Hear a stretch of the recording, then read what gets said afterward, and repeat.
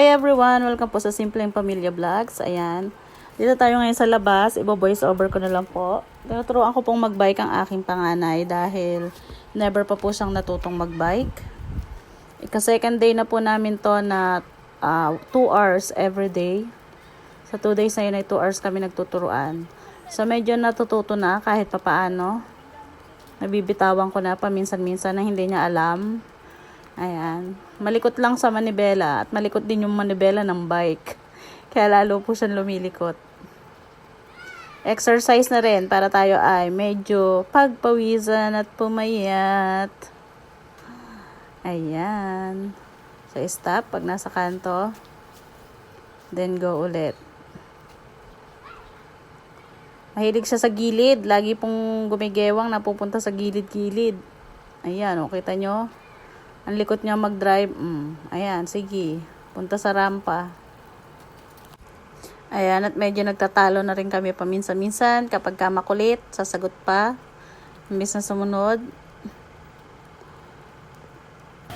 Ayan po. O, sige pa. Punta pa sa rampa. Sa rampa. May kanyang buhay yung bike eh. Ano, likod dito. Wait! Girl! Ano? Ayan po, at atin ang binitawan. Hindi niya alam.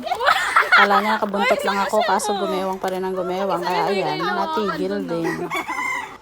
So, diretso pa rin. Para matuto. Nakakapagod na ha. Basa na ako ng pawis din. Pagod na rin yung parit-parito. Pero tiyagain para matuto. At kawawa rin pag nagbabike mga pinsan, hindi siya nakakapag-bike. Pag nagpunta rin ng Baguio, wala. Angkas lang siya, hindi rin siya nakakapag-drive. So once na matuto na dyan, ayan. Pwede na siyang mag-bike-bike. Ayan, di na naman niya mabalanse kung paano na naman ang gagawin niya. Ayan na si Angela, ayan. Mag-isa na siya dyan nagbabike. Iba na yung gamit niyang bike. Tinatry niya na kung kaya na niya. Ayan, paunti-unti, napapagulong na niya. Oo, banggay po si Uncle. Babanggain niya na si Uncle dun sa damuhan.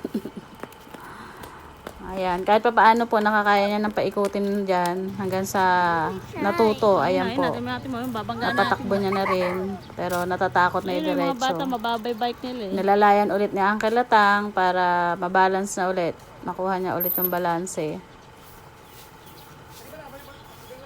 Buti na lang matyagang magturo. Motor ka na din.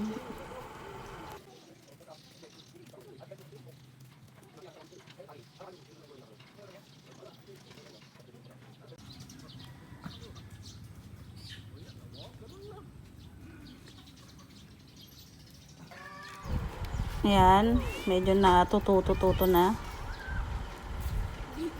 Dalawang nanonood sa kanya yan, nakaupo sa gilid at kumakain. Hanggang sa, ayan na po, napatakbo niya ng mag-isa, natuto na po. Ikalawang araw yan. 2 hours kada everyday. So, at least, nakuha niya na po.